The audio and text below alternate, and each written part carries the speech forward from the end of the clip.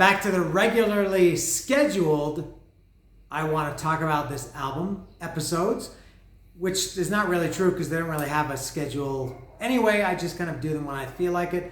But yesterday, I did this unboxing. It wasn't really yesterday, it was earlier today, but I make it look like this. It's a show business thing. Maybe you wouldn't understand. So yesterday I did the unboxing, the huge, massive, successful unboxing of a bunch of records that my friend Miguel sent me. And I'm going to start working my way through them, starting today with, as you can read in the title, Van Halen, 1984. Miguel was kind enough to send me this one along with a few, I think 3 Metallica records, a triple Iron Maiden record, and Adele. And I'm going to talk about this today, Van Halen, 1984. Brand new record. I went through their whole discography a couple of years ago. I think it was in the summer of 2020 maybe. And I'm going to focus today on this album because Miguel bought it for me, or I don't know if he bought it for me. He bought it and gave it to me. So that's what I'm going to do. So before I open it and before I get to the track by track, I'll give you my general impressions of 1984. When it comes to Van Halen, for me, I don't really care about the Sammy Hagar era. It's okay. 5150 was okay. OU812 had some okay. And then after that, they were okay. But really, to me, Black Sabbath had Ozzy and Dio and Ian Gillan and everybody else. And AC/DC had Bon Scott and then Brian Johnson. And sometimes it's divided. Sometimes it's not. For me, Van Halen is the most... David Lee Roth and Sammy Hagar are the 2 most divisive singers. It's like 2 totally different bands. I love the first 6 Van Halen albums. That's the first one, Van Halen 2. Women and Children First, Fair Warning is my favorite out of all of them. Maybe even my top 10 albums ever is Fair Warning. Diver Down, and then 1984. 1984 is my least favorite of the classic 6 from the original era, David Lee Roth era, which maybe sounds bad when you consider their whole catalog. 6 is pretty good because it's much better than anything, I think, much better than anything they did with Sammy Hagar. So when this came out, I was already into Van Halen. I've been into them at that point for about 3 years, and I think at that point, I had all their albums. So I was very much looking forward to this. And it was I think generally speaking, aside from the keyboards, I was going to say it was a different sound. Aside from the keyboards, no different sound at all. They really, if you count all their first 6 albums, similar to the first 5 Rat albums, which I put on a higher level than almost any band of a 5-record run, and Iron Maiden from Peace of Mind and Power Slave. The records sound to me exactly the same. That sounds bad because people think that you have to change, and I don't think so. I think 1984 sounds exactly the same as sonically. I'm not talking about the style of the song or anything like that, but just sonically, it sounds like and maybe I talked about this when I went through their discography. It sounds like they went into the studio, recorded like 60 or 65 songs, and then put them out 10 or 11 whatever songs at a time every year or two from the first album through 1984. They left everything in the studio as was. They all sound, to me, they sound exactly the same in terms of tone, guitar, drums, everything. Maybe a little bit different. As I said, this one had keyboards. So that's my general opinion of 1984. I think, and you know what? I regret missing this tour. This tour came to Toronto, where I lived at the time, on April 17th. It's funny how you remember dates of concerts you didn't even see, or I do anyway. April 17th, 1984, and I'm sure that was the same day the Blue Jays opened their 1984 season, which is amazing because now baseball season starts in the last week of March. So Van Halen played Toronto on this tour, April 17th, 1984. I went to see Ozzy 8 days later on April 25th, 1984. Judas Priest had played a few days earlier, I think April 9th or 10th, 11th, something like that, 1984. Great White opened that one. Autograph opened for Van Halen. And I could only afford to go to one of those concerts, and I chose Ozzy. And then that was the last chance to see Van Halen with David Lee Roth. I regret not seeing them with David Lee Roth. I saw Van Halen with Sammy Hagar, and I saw David Lee Roth solo, but I never saw them together, including when they reunited in the, whenever that was, 2008, 7, whenever it was. Never saw them, Van Halen and David Lee Roth together, which I still kind of regret. I only realistically had one chance, and that was in on this tour, 1984. Van Halen, probably at their peak. I would imagine this is their best-selling album, at least up to that point, in terms of, I don't know if it ever went to #1, but in terms of number of units sold, this might be, is it Diamond? Is it maybe the debut? This one or the debut, I think, are the top two in terms of units sold. This might be, I don't know if it's Diamond or not. That's 10 million in the US. So when I unboxed this yesterday, something that I found strange about this, so you have the front cover like this. Normally, you would turn it over, and the back cover would be right side up. But for some reason, this one is upside down. You see the... no, hold on. Oh, no, it is. Yeah, it's upside down. So there it is. And, yeah, 1984 is upside down, and all the legal mumbo-jumbo, that is upside down, right? Yeah, it is. So it should look like this. But it looks like this. Am I explaining myself properly? I'm not sure if that was a defect. I would think it is, or if this specific one was printed wrong. Maybe I have a real collector's item on my hand. Really, I haven't had internet for 4 days, so I honestly can't check this. Does anybody know? There must be some Van Halen nerd that knows about this. Maybe this is completely normal. I'm saying, yeah, every copy is like that. But I don't know.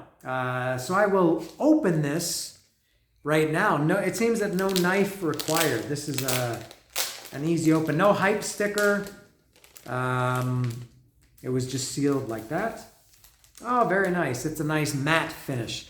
Now, going to the packaging, of course, I had this in 1984. Van Halen they never really had good packaging. I don't think they ever once until 5150 in 1986 put the lyrics in. If I remember when I had this from 1984, when I pull out this inner sleeve, the dust jacket, whatever it's called, I think it's just white. Maybe it had a picture. Maybe this was on the inner sleeve. Definitely no lyrics. I don't even think there's pictures. I think it was just plain white packaging. Let's see. Oh yeah, I do remember that. Shitty. That's why I didn't remember. What the shit is this? That's really bad. No idea what it is. And then here's the other side. This is not much better. Yeah. No lyrics, no liner notes to speak of. It's just got the credit. Alex Van Halen played drums, percussion, David Lee Roth vocals, blah, blah, blah. Produced by, everyone knows Ted Templeman and Don Landee, the engineer.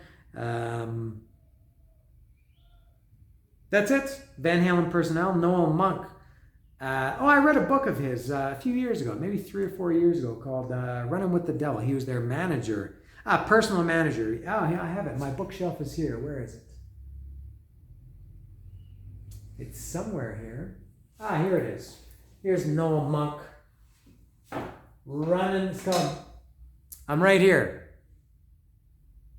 It's called Running with the Devil by Noel Monk. That was Van Halen's personal manager back then. I remember there was, I think, some kind of bullshit in this book, but it was okay.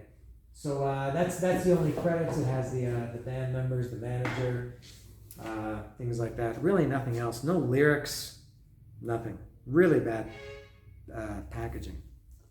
So let me look at the actual record. That's different than I remember. I think it used to have the classic Warner Brothers logo, and now it's got something. It still says Warner Records, but not the classic Warner Brothers logo, for whatever that's worth, which is not very much. And I'm doing this. I didn't have a chance to listen to this because even though I said that I got it yesterday, I actually got it today, so I didn't have a chance to listen to it.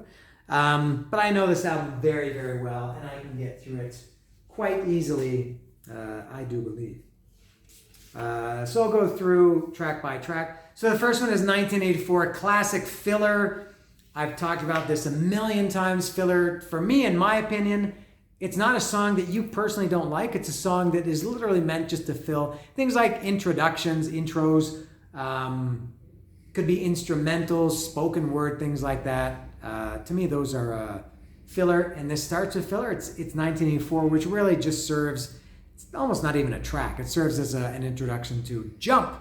So Jump is the first real song. Now, I would think I talked about this when I went through their discography. I'm sure I remember hearing Jump for the first time in 1984. This came out, I think, on New Year's Day, or I guess January 2nd, 1984.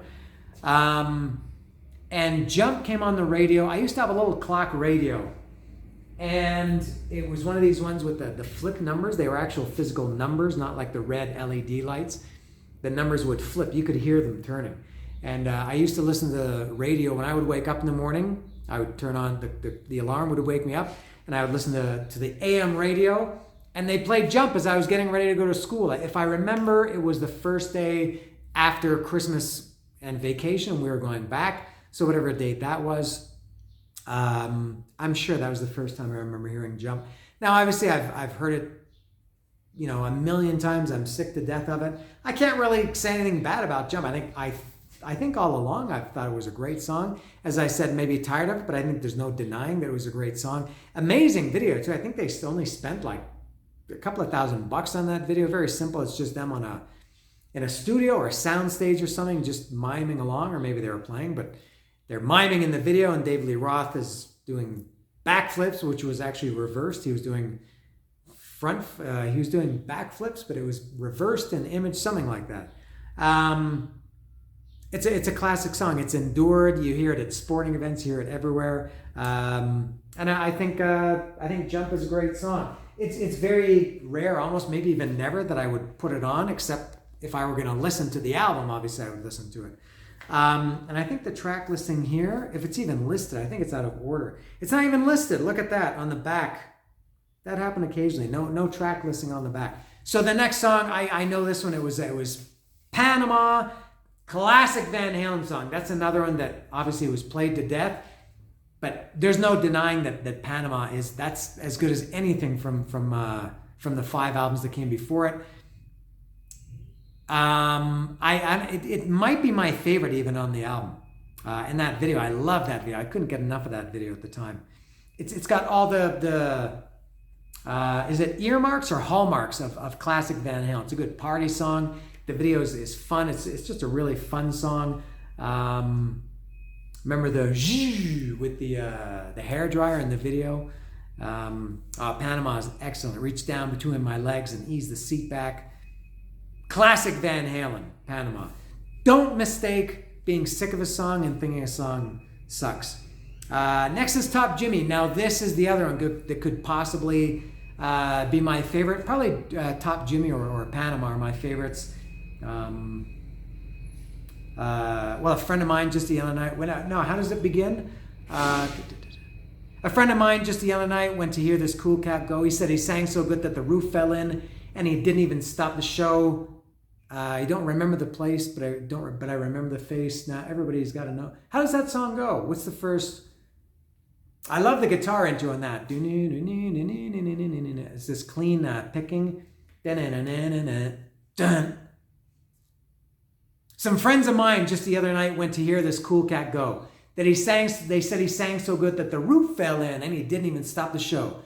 They don't remember the place, but they remember the face. Now everybody wants to know. Top Jimmy cooks, Top Jimmy swings. Top Jimmy cooks, Top Jimmy swings. Top Jimmy, he's got the looks. Ooh, Top Jimmy, he's the king. Yeah, that one or Panama are my favorites. And there are a couple on here that I'm not. Why it's my sixth favorite of the classic 6 from Van Halen with David Lee Roth. A couple songs that I didn't really get into that much, including the next one. I think is Drop Dead Legs was next. Yeah, that one. It's not bad. I just never get into it. To me, there's nothing really that catches my attention. I'm really into lyrics. I really love lyrics and love singing along. I never really caught on with Drop Dead Legs. I know some of the lines are Drop Dead Legs, nice white teeth. Pretty Smile, something like that. But it's okay, Drop Dead Legs. And then the other side, I guess Hot for Teacher was the first song, right? Yeah, Hot for Teacher was the first song on the second side. Another big song from this album, along with Panama and Jump. Great video, maybe one of the best videos of that era for sure. And a couple of reminders, or a couple of memories, I guess, that I have of Hot for Teacher. When he says, I don't feel tardy, I swear I thought he was saying, keep in mind I was 14 years old, I thought he was saying I don't feel dirty. I think at that point in my life, when I was 14, I think I didn't know the word tardy. But he does say, I don't feel tardy. Give me something to write on, man. I love that song, Hot for Teacher. And those drums, what the hell is that? It always, and I'm sure other people have said this, it sounds like basketballs dribbling. I guess there's some tomfoolery in that. I don't think it's just one. Maybe it sounds like it's on a loop or something.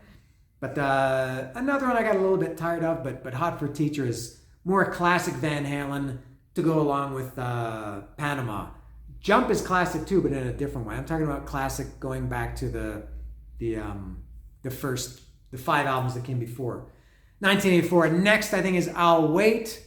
Another keyboard heavy song. And I only learned many years later, I think internet era, that it was co-written by, what's the guy's name? I can't remember his name. He was in the Doobie Brothers or Jay Giles band. Doobie Brothers, I think.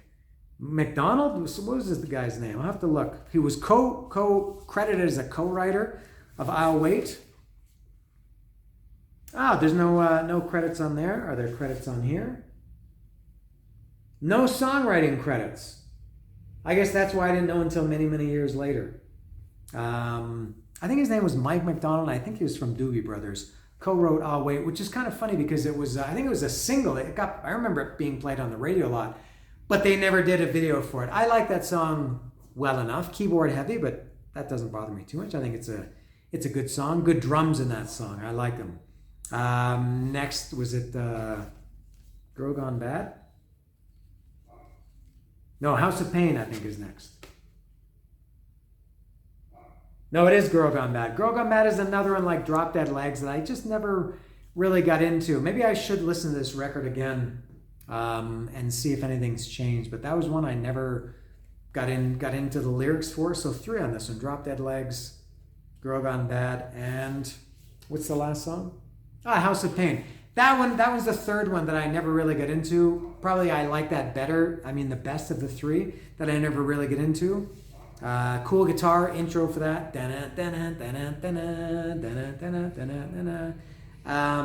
That's one I think I could probably get into more. And I think I will listen. Maybe I'll listen to this.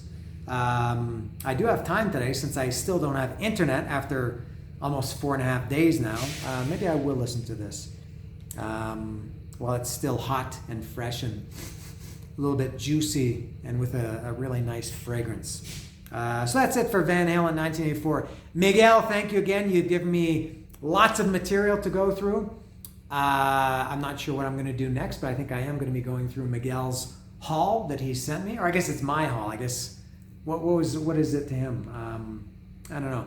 But the other ones that I'm going to go through, maybe I'll do Metallica next. I'm not sure. I just kind of do it as I feel like it. So for these guys, Eddie Van Halen, David Lee Roth, Alex Van Halen, Michael Anthony, Van Halen, 1984.